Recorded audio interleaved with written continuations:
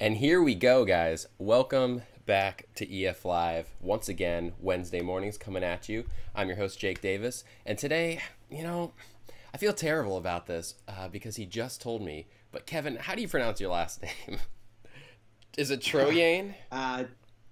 Troyan. Okay. Yeah, it's a bit confusing with the Yeah. AN, but yeah, on it. So, Kevin, thank you for coming on today. And can you kind of, tell all the viewers who you are and, uh, we're going to be talking about content with Amazon Associate sites today. So why are you someone worth listening to? Yeah, so a bit of background on myself. I'm actually a vetting specialist here at Empire Flippers. So, I work on all the new submissions and going through each business and coming up with evaluation, creating the P&Ls. So that's a bit about what I'm doing currently. But yeah, I'm from Long Island, New York originally, from the east end of Long Island, about 2 hours from Manhattan. And yeah, so actually started off by creating Amazon Associate sites and purchased one. So I was able to grow that. When I purchased it, it was, I think, getting about 400 to 500 visitors a day. And I was able to grow it to, over 3,000 visitors a day. So I have a bit of experience, creating content for associate sites and growing them. Yeah, so I think that's a clear example of, why you are a quote-unquote expert in the types of content that Amazon Associate sites can be putting up. Before we dive into that, though, I just want to say that this is the first episode that's in the start of an exciting time period here. As all of you know, I have been living in Orlando for the last 4 years now, going to school, but now that's done. That is wrapping up. I actually only have one more final exam left in a class that I already, even if I get a 0, I've passed the class. So the pressure's off. I'm not going to get a 0, but I could. The pressure's off. So things are wrapping up. I'm getting ready to move. So the next 2 weeks, I am going to be back in Fort Myers, where my parents are from. And then the many weeks after that, I'm actually going to be traveling all over Asia with Greg from Empire Flippers. And so we'll be, sometime we'll be in Saigon, Vietnam. I've been told that we're going to be going to Thailand and the Philippines. It'll be a really exciting time. And then after that, when I get back to the States at the end of the summer, I'll be moving with my fiance up to upstate New York. This is going to be kind of a non-stop commotion time period for me, but one thing that will be non-stop, one thing that will be constant, is EF Live coming at you every single Wednesday morning, 10 a.m. Eastern time. So thank you all so much for taking the time to be here today.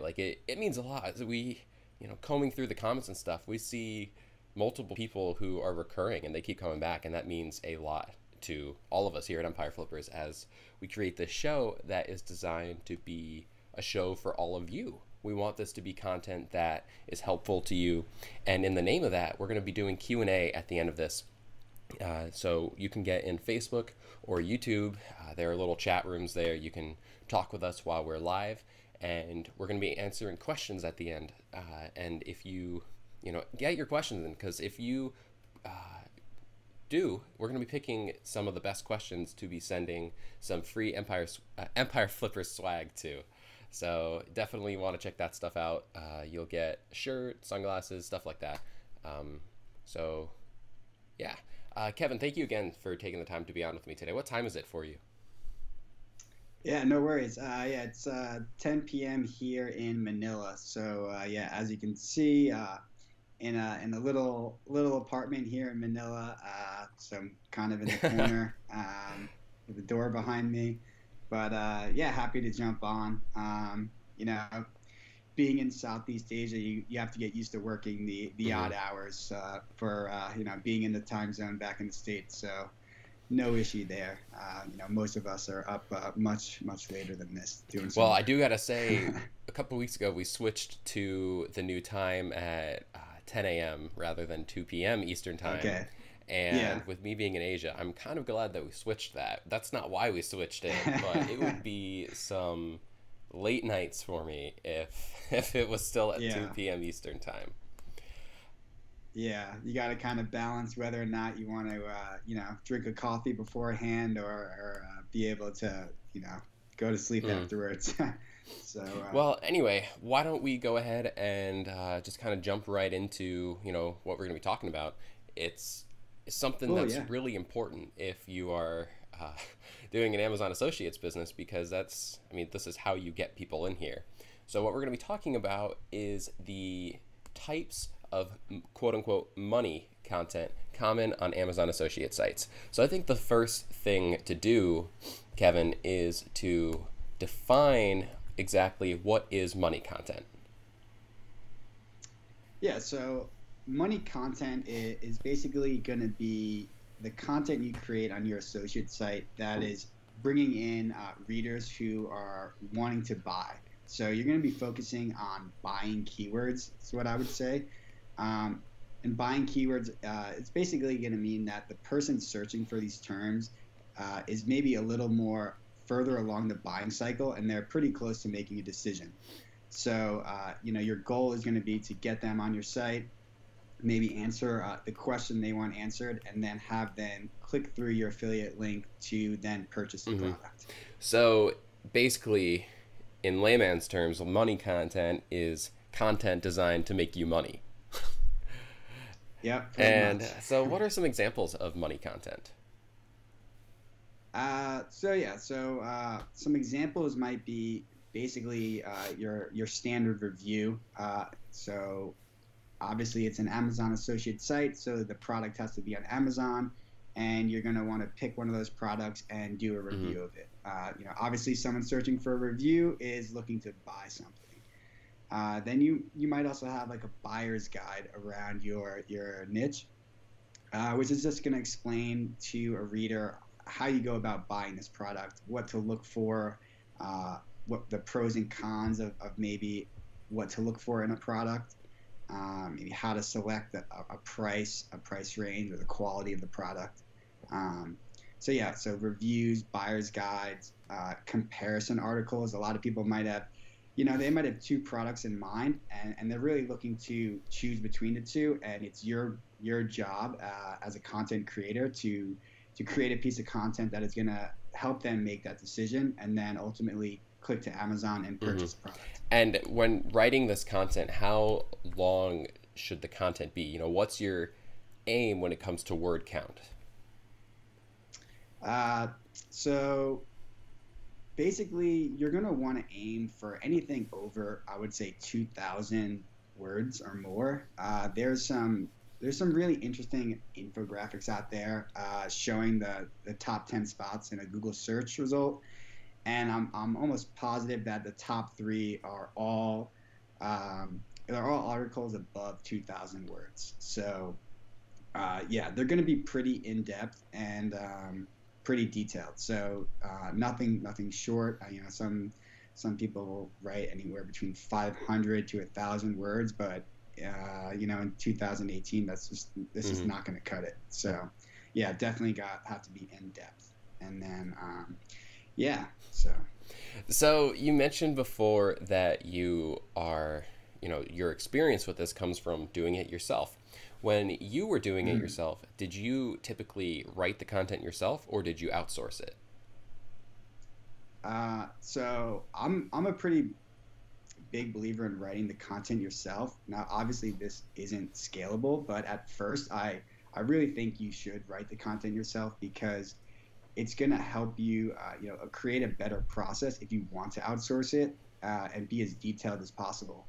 Um, so yeah, in the beginning, I would try to use the products that I was writing a review about, or at least if I had a site around a specific niche, then at least use some of the products. Mm-hmm. Get a unique perspective around the product, which I think it goes a long way with creating these review sites. Sometimes you read them, and maybe you'll read a competitor's site, and you're just like, man, like where are they even coming up with this stuff? Obviously, this is this crap, and you could a lot of times see it in the comments. People can spot Hmm. it right away. Like, have you, are you have you ever even used one of these products? Do you even remotely know what you're talking about? I So mean, I that's think a good point. People love honesty. People love feeling a mhm, connection with whatever product they're buying or whoever they're buying from. So if you one benefit of writing the content yourself is you can ensure that there's a personal touch, and you can ensure that you know, as Kevin's saying, if you want to use the products, you know that you have actually used the products. Um, yeah. so have you So ever yeah, it definitely the personal touch can mhm. go a long way, and I think people when they're reading it, they can Have tell. you ever gone about outsourcing content? I have, but we'll talk about the type of content is Mhm. later on. It's more informational posts rather than the quote unquote Mhm. money content. So moving along here, speaking of informational content, we do have a couple of different kinds of content that we want to talk about here. So we have commercial versus informational content, and they're both important. So let's first just talk about what is commercial content. Yeah, so in sort of a broader sense, commercial content is going to be the content that's focusing on the keywords that are bringing in customers that are wanting to buy something. So again, it's going to be like the basis of the money content. The keywords are going to have buying intent. Again, these are things like maybe, for example, if we're going to take a product like an exercise bike, they might say best budget exercise bike, and someone searching for that is looking for a low cost exercise bike, and they're looking to Hmm. buy. So again, the keywords of commercial content have buying intent. Um, And yeah, then, first off, I just got to give a little bit of a shout out to Leo Giovanni coming in from Indonesia. Guys, get in the chat rooms. Let us know how you guys are all doing. Let us know where you're coming at us from. And definitely get us questions later, because as I said, there will be a little bit of a reward for if we see a really good question here, because we'll be doing Q&A at the end.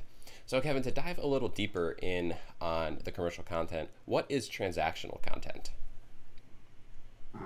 yeah, I'll jump right into that. I did have another point when you were just speaking about commercial content, and that is that commercial content can be different for each Mm-hmm. site. So, for example, maybe you have a site about exercise bikes, and sort of someone might say best exercise bike workout. And this wouldn't be great commercial content for a review site because the keyword's sort of implying that someone already owns an exercise bike. So you can't sell them the exercise bike. But maybe someone has a site in the, you know, workout niche, and they want to sell you a diet program. Then maybe that would be commercial content because someone's searching for a best exercise bike workout plan, and then you can sell them a diet plan or some type of Mm-hmm. workout guide. So commercial content for one site might be different than another site. I mean, that's definitely uh, a good point to bring up here, because with every single niche, with every single product that you're recommending, how you need to word that content. Like you said, someone looking to buy a diet program is looking for different keywords than someone looking to buy a bike. Mm, yeah. So as long as you think about is this keyword, is someone coming to my site from this keyword looking to buy my Mm-hmm. product? So I guess now let's dive. Oh, we got another one. Ashish Campbell says hi from India. Hello, welcome. It's kind of really insanely cool to me that I'm over here in the United States and people on the whole other side of the world, like even you, Kevin, are you're chatting with me Yeah, right I'm now. here in Yeah, Manila. Yeah, pretty cool pretty cool. world we live in. Um, so let's talk about that But yeah, transactional so I content. think yeah. So sort of a bit more detailed commercial content would be transactional content, and maybe this is someone who's pretty far along the buying cycle, and they're coming in and they're really looking to buy. They're almost ready to pull the trigger to buy the product, but they just have maybe one more question to answer, or really they're just looking for a confirmation on the product that they picked is a right Mm-hmm. choice for them. So a lot of times that could be if they're looking for maybe like a low, like a lot of people like look for things based on price, right? So maybe you're looking at buying a blender, and maybe it would be best blender under $100. And then if you list that blender that they were looking for and they were interested in, then pretty much they're going to click your affiliate link and buy that product. So those are really great Mm-hmm. keywords to target. The product comparison posts are also really good because they are stuck between two products, and if you can sort of direct them to buy one over the other and give them a very good reason, there's a very high probability that they're going to click your link and purchase Mm-hmm. the product. So those are good examples of what I would call transactional content. How do how would you separate your transactional and your commercial content? They are pretty, similar in goals. Mhm. Um, Again, I would say that so commercial content, and we can talk about this a little later on, I believe in our slides, but commercial content could maybe be a little bit Mm-hmm. broader. Maybe your commercial content is your buyer's guide. Um, so it's maybe how to buy an exercise bike or how to buy a blender, and it walks you through. So someone who's coming to your site based on those keywords is looking to buy something, but maybe they're one step away from Mm-hmm. from actually selecting the product. Maybe whereas a review or a product comparison, they're literally one click away from going to Amazon and purchasing the Mm-hmm. product. So they're just a bit further along the buying cycle. On the other end of the spectrum here, we have informational content. So, what Mhm. exactly is the goal of informational content? So yeah, informational content. It's basically people are just looking for information. So they're just starting out.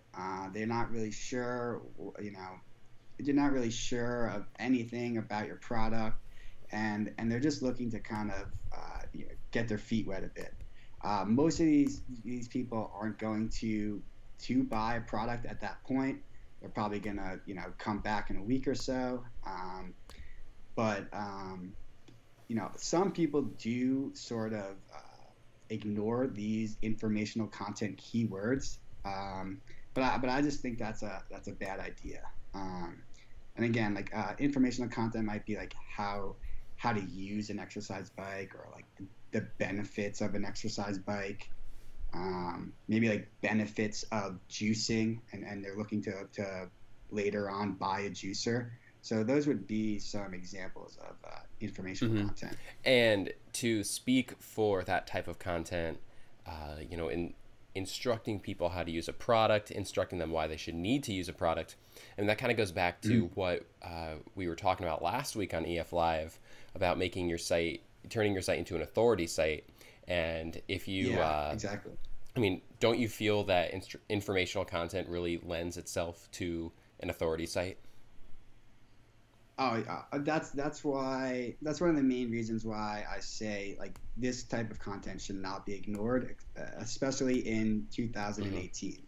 So maybe 5 years ago you can just put up a review site and be pretty heavily focused on just pumping out reviews of your products.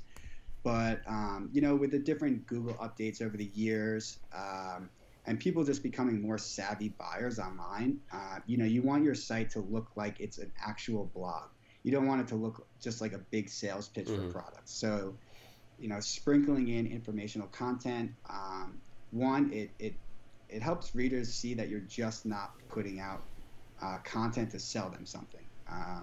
You're really trying to create a website that is a good guide to your products, where people can come back as a resource to how to use the products, maybe the benefits of your products, maybe even just like different accessories for your products. So it's sort of like you said, it's an authority in that Mm-hmm. niche. And yeah, and it also Google wants to see that you're not just selling that, selling your readers something. So if you have way too many ads, way too many affiliate links, you could definitely be penalized. And I think within the last year and this year, a lot of sites are seeing that. So informational content is a great way to sort of add more content that isn't commercial based. And I think another point bringing up is if you're not doing informational content, someone else is.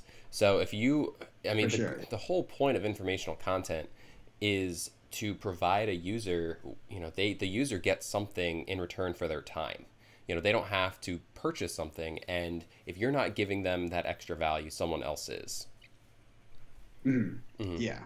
And again, and if you write a great piece of informational content, and someone remembers that, they're going to remember, your domain name. And then if they're coming back and now they're ready to buy, they're looking at a review, they type it in Google, all of a sudden they might see your domain name, and maybe you're down at you know 6 or 7 in Google, and they skip the top post because they remember your site, and they remember the content that you had, for the Mm-hmm. informational content, and then they click on your commercial content. So I definitely think there's some value there as well. So, another useful tool when starting out a content site is guest posting, guest blogging.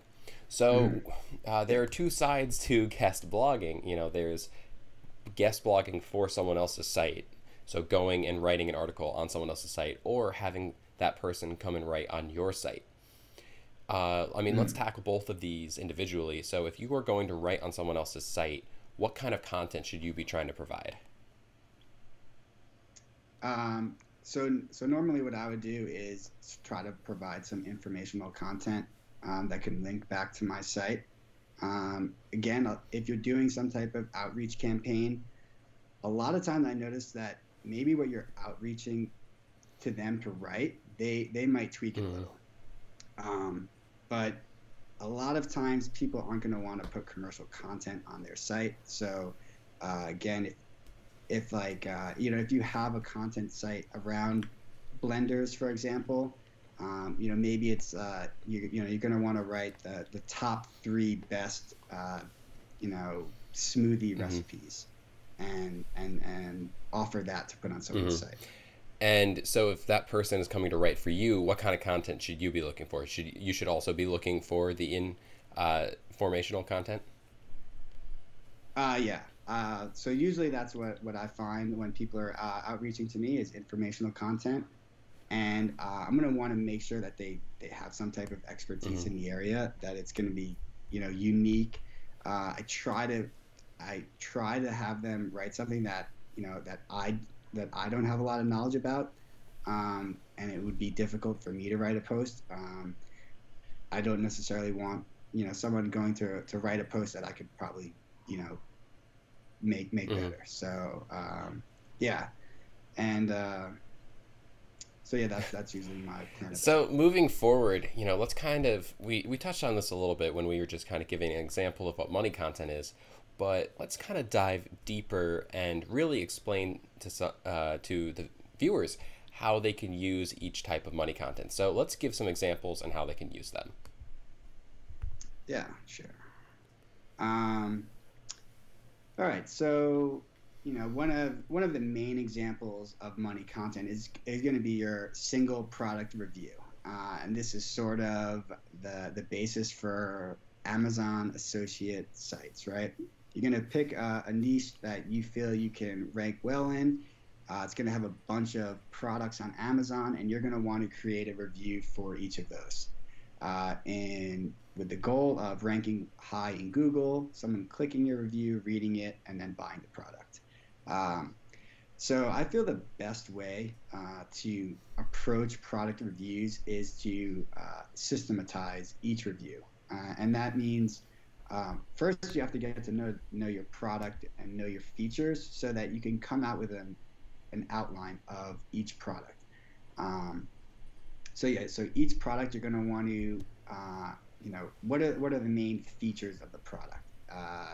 So, for example, if we're talking about exercise bikes, you might be able to break down each bike by, the different prices. They might have, different monitors that can record different things like time and distance. Maybe you're like the quality of the products, the comfort of the handle and seats, maybe like different warranties.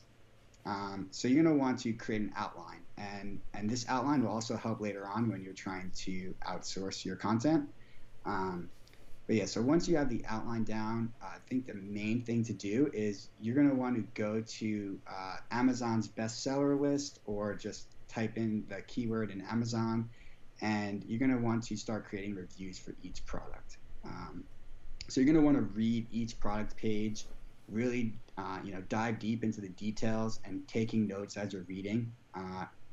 What I usually do is I like to, if it talks about a feature of the monitor, then I put that under the monitor section, and then I read through the entire product page, go through the Q&A section, which is a really good section to see what types of questions people have on the product. And then again, hopefully you can answer those questions in your review. And then as well as go through all the reviews and take notes, as many notes as you can. So again, do that for the Amazon product page, go to the manufacturer website, again, read everything, take down notes, download the manual. That's another great thing. The manual a lot of times can have, different features and technical aspects of a product that you might not get on the product page. That's more of a sales pitch. And then another really good thing to do is to just type your keyword in Google and read all what your competitors are writing. A lot of times your competitors, they might be leaving something out that you see that you can expand upon, and this might help you rank higher than them in the search results. Again, for single product reviews, I like adding videos. A lot of times the manufacturer will have really good videos of the products and how to use them. And these videos embedded in your review can, really help solidify a person's decision. It is a bit salesy, but they see it, and you can have your call to action after the video, and they click to Amazon and buy the product. So yeah. So this is obviously commercial content. Yeah. So single product reviews. Yeah. So when talking about that, one thing that's worth noting is going back to what we said at the start about being honest and open with your content. Don't be afraid to give a bad review, because while some products are bad, they may still receive high volumes of traffic. So you can still, maybe you'll get a lot of traffic from people searching for those keywords, and you can use that as an opportunity to direct readers toward a better product. And that just kind of goes back to being, just more honest and open with the type of content that you are providing people. Yeah, and I see that a lot where maybe a specific brand, a very popular brand, will come out with a product, but it's actually probably not the best product. So it'll get a lot of search volume just because there's a lot of brand recognition. But if you can, tell a reader why that product isn't the best fit for them, and then direct them to an even better product, I think it builds a lot of trust, and you'd probably convert higher, rather than just creating a sales page because that brand is well known and giving it a higher rating. And guys, as we go through all of these different kinds of content, don't be afraid to ask us to go a little more in depth on any kind. Again, we'll be doing Q&A at the end, so make sure you get your questions in, because we have a little bit of a reward for people who ask us some really good questions. So moving along down this list here, how should a site content creator utilize buying guides? So again, buying guides are a very important part of an Amazon associate site. Some people who are fairly new to buying the product, they just want to be walked through how they should go about buying the product. And then you, as a content creator, you might not know when you're starting out. Maybe you did keyword research, you kind of like the product, but maybe you don't even know exactly how to buy the product. So what I like to do is ask myself, what questions, would I have if I was buying this product, and just write down all the questions. Um, and then also, maybe go to family and friends and say, hey, if you were going to buy, a blender, or if you were going to buy an exercise bike, what questions would you have? What features would you want? What would you want to know about the product? And then sort of you'll see that there might be common theme among the questions, and you can begin to create this step-by-step guide on how to buy the Mm-hmm. product. And yeah, and then again, these Amazon associate sites, they've been around a long time. Most likely, there's going to be another site out there who has a buyer's guide already. So it's definitely worth going out, reading every other buyer's guide, seeing what they have to say, and just improving upon what's already Mm-hmm. out there. And a lot of times, these sites may have been created 5 years ago and they haven't been updated, and they're ranking well. So it's a great opportunity to expand upon what's already out there, and make it better, and then hopefully rank Mm-hmm. higher. And this would be that transactional content we were talking about earlier, where a buyer or a potential buyer, potential customer already, is interested in the product, and this is just kind of giving them that little nudge in the right direction of where to go to buy the product.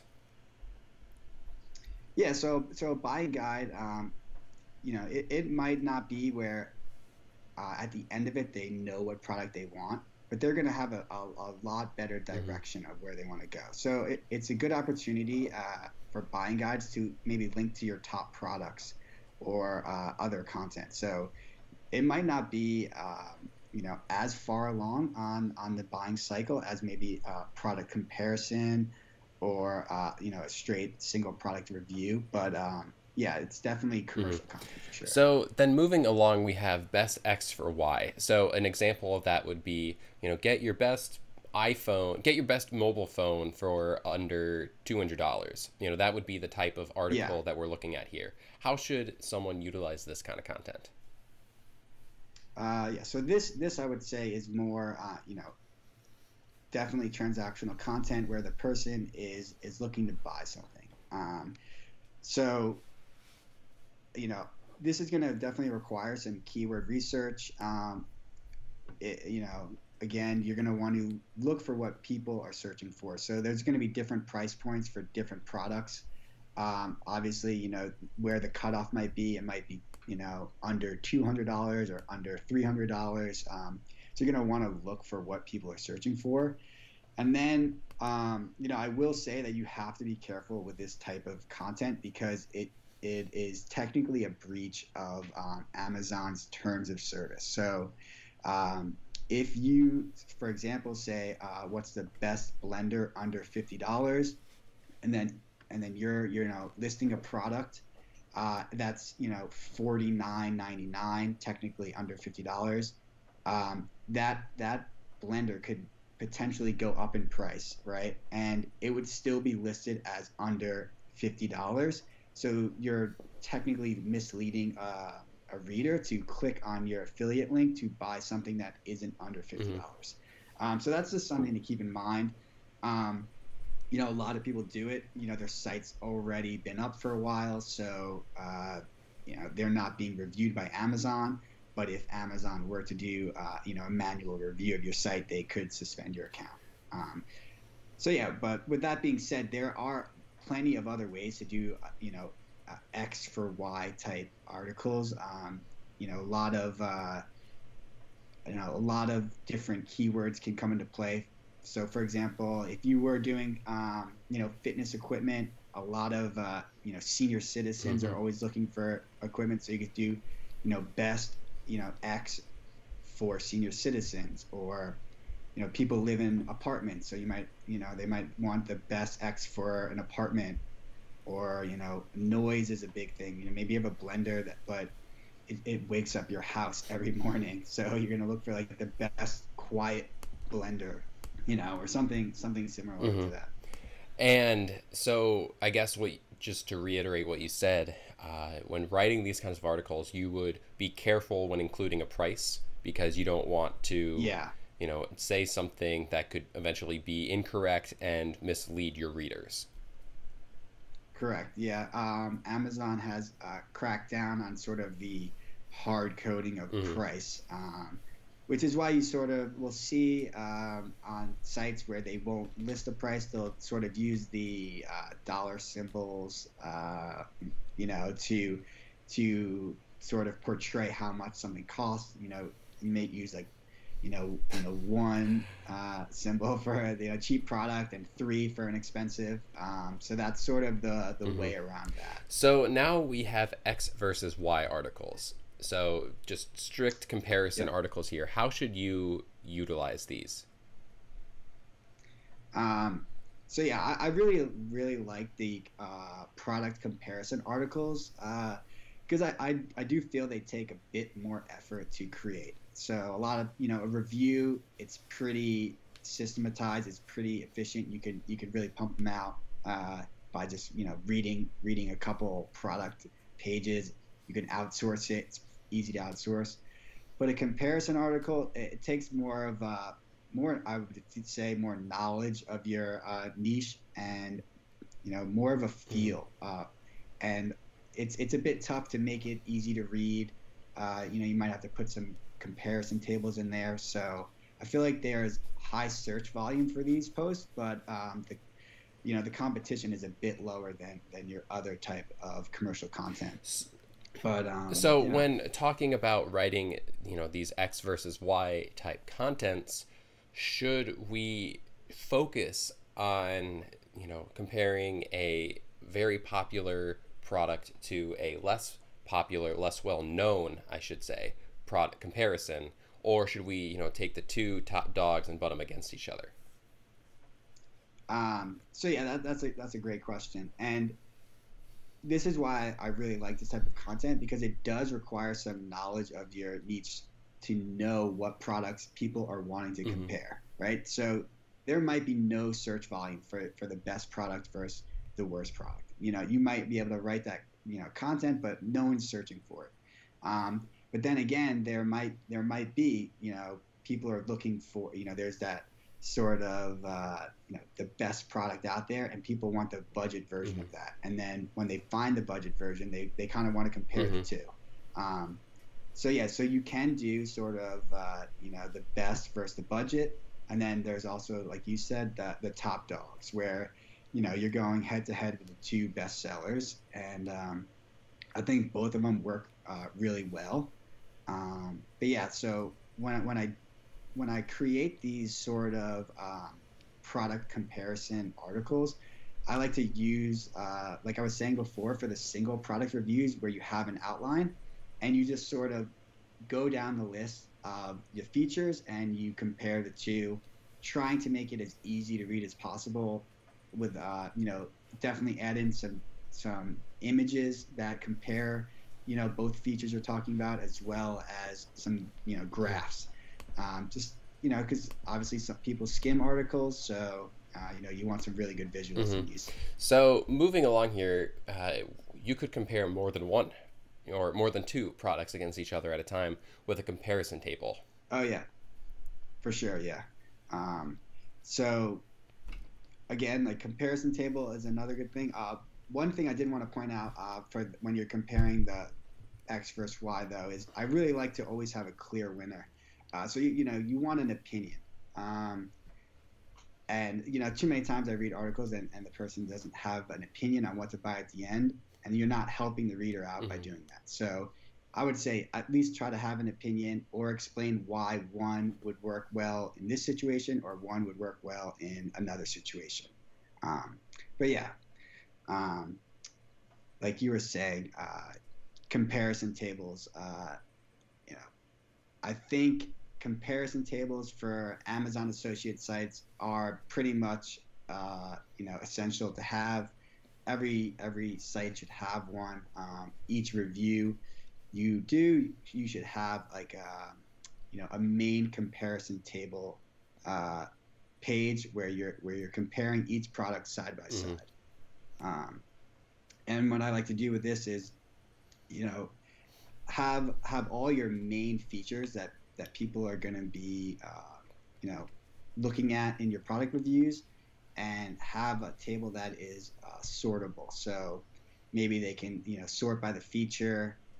They can sort by maybe your overall like score. Each review should have some type of score involved with it at the bottom.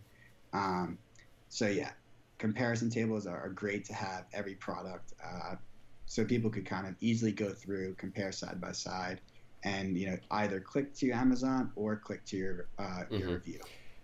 How many products would you recommend, comparing in these tables?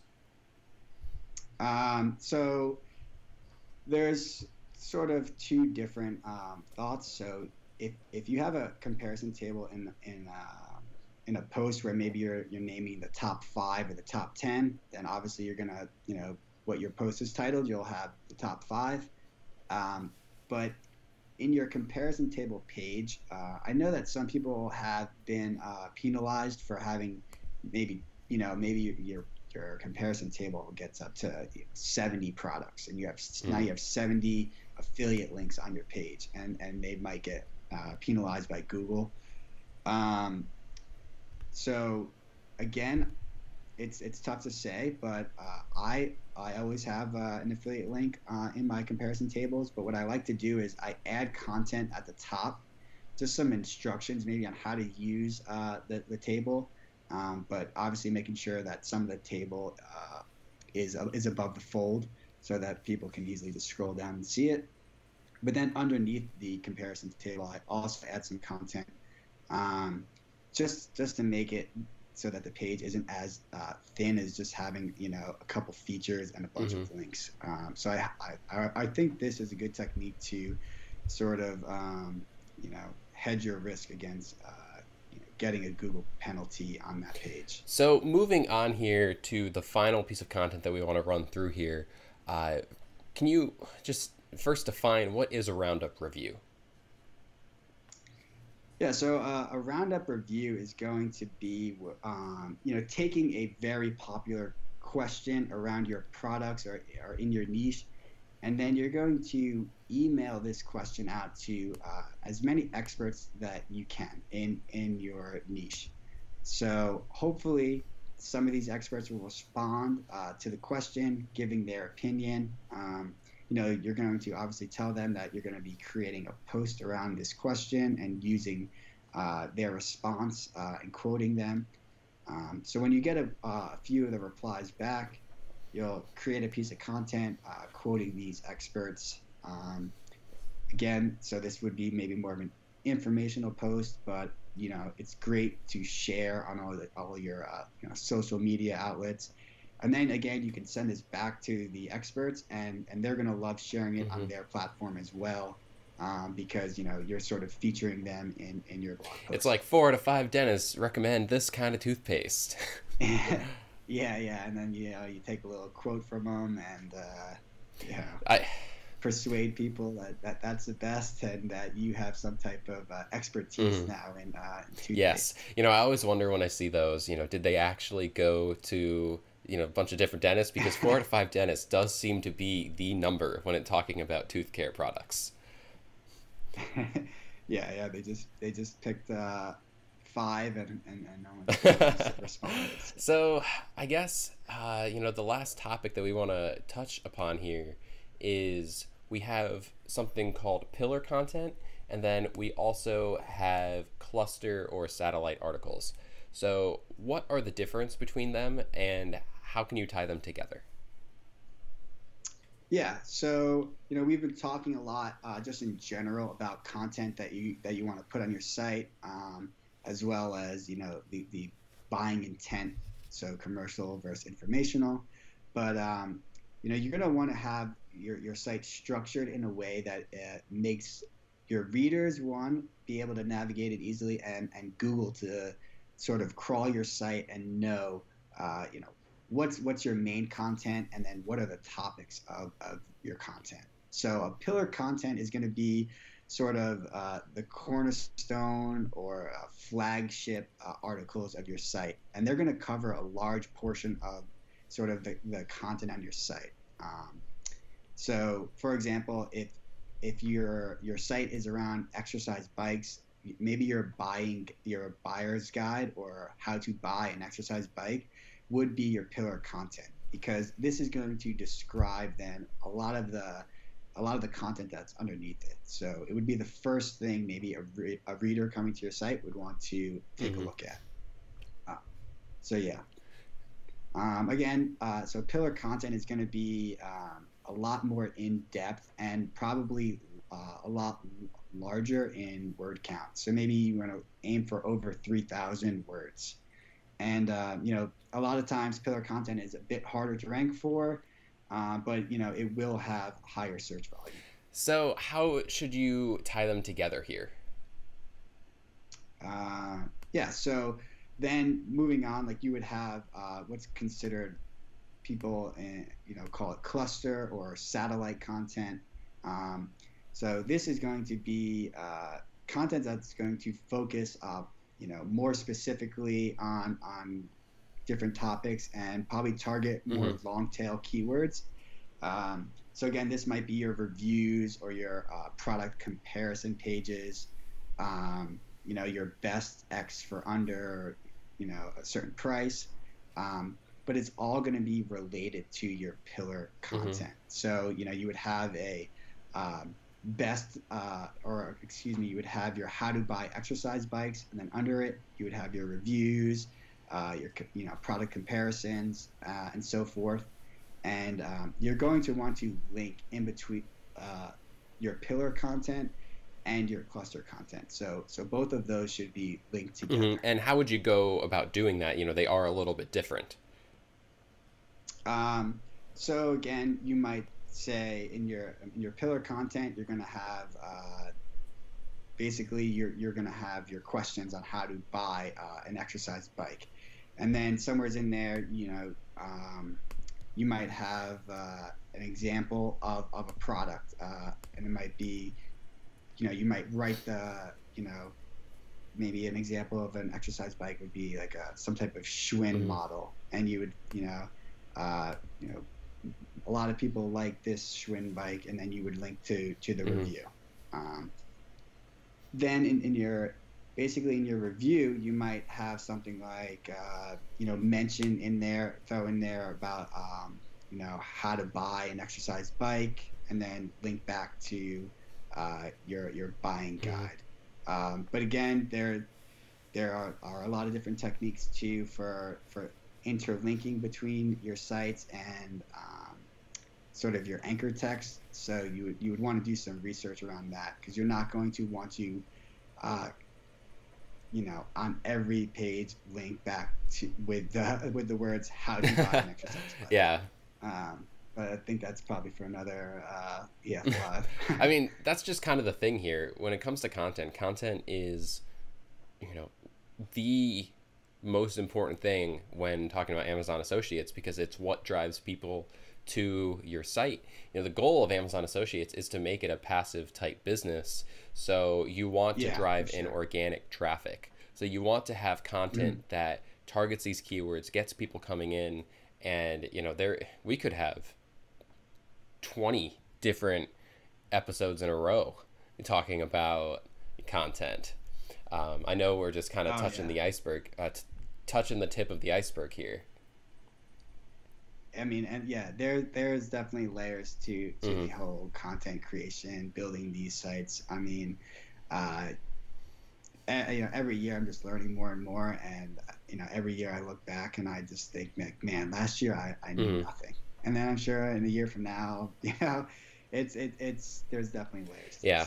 So we're actually coming up here a little, short on time, but that's okay, because we, got through all that content there, described to you how you should use it, cool. and everything like that, which it's obviously, like we said, important stuff. But before we get to Q&A, I do want to just take a quick minute and talk about a listing here. On Empire Flippers, listing 44204 is a 3-site Amazon Associates package in the sports niche, and the numbers are up there. It's making about $8,000 in profit, and that's based off of an average over the last year. And the reason I want to bring this up to you, Kevin, is they use a PBN, and as we've discussed on previous EF Lives, a PBN can be used to kind of jumpstart your new Amazon Associate site. So when thinking about that and that whole idea of jumpstarting your business, should you still be focusing on the same kinds of content as you would if you weren't using the PBN? I think the content that you're creating should still be the same when you're using a PBN. I'm definitely not an expert in PBNs. I definitely try to use more of the white hat approach to link building by creating really good informational content that people are going to want to link to. But with that being said, I mean, PBNs are used successfully all the time. I mean, people literally, you know, use PBNs to as their main linking strategy, basically. Now, with that said, I don't think PBNs necessarily mean more risk if you know what you're doing. So again, when you're looking at a site that like this that might say that it has a PBN, I definitely think it's worth looking into, because it could mean only 5% of their links are from a PBN, which is not nearly as risky as a site that uses obviously all PBN links. So yeah, I think percentage of PBN links to white hat links is something that you definitely want to dive into. And if you want more information on the white hat versus not white hat, approach to Amazon Associate, using the PBN or not using the PBN, we did touch on this last week. So go ahead and check out last week's episode of EF Live if you would like more information regarding the PBN use. So now, Kevin, it's time for the best part of EF Live, the Q&A, the question time. So anyone watching, get your questions in here. And, we only have about 10 minutes left, but we'll try to answer as many of them as we possibly can in those 10 minutes. And again, if you post a question in Facebook or YouTube chat, and, if it's a really good question, we may even send you some free stuff. So definitely get your questions in there. Come be a part of the show.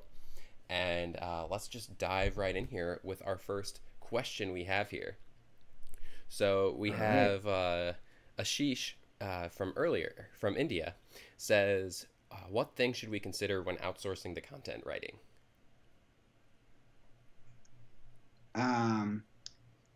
So again, as I mentioned earlier, I'm not I'm not an expert on outsourcing content, as I write a lot of it myself. But I think one of the main things to do is have a process down that you've already done, which is why I said I like to at least try to create the content at first. So you're going to want to be as detailed as possible. The more detail I feel you add when you're outsourcing, the more successful you're going to be.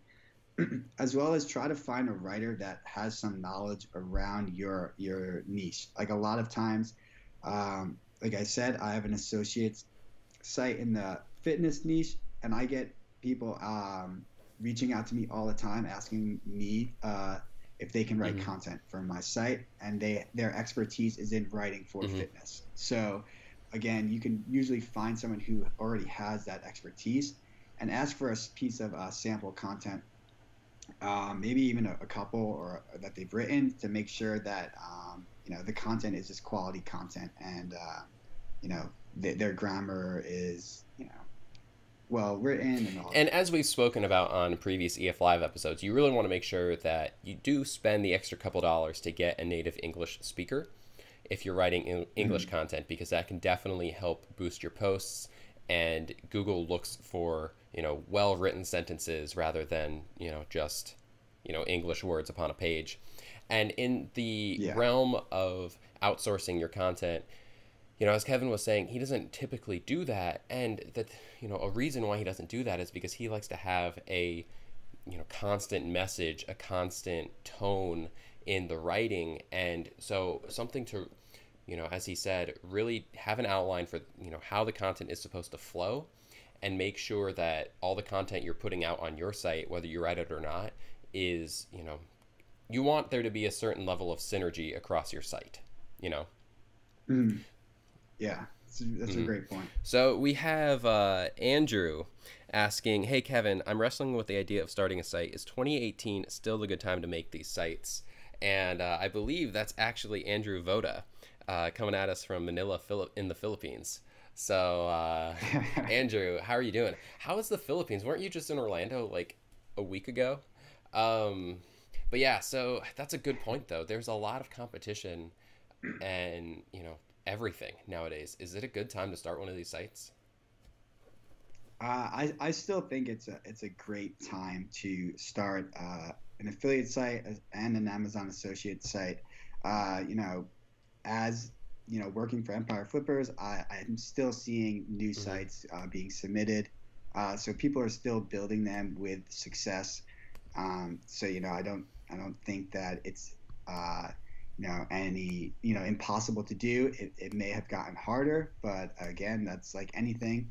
Um, you know, like I said, these have been around a while, so you're not going to find some product that no one's created a site for. But I think that one of the main benefits of an Amazon associate site is like how you can branch out now to adding to your associate site once you get a good Mm-hmm. amount of traffic.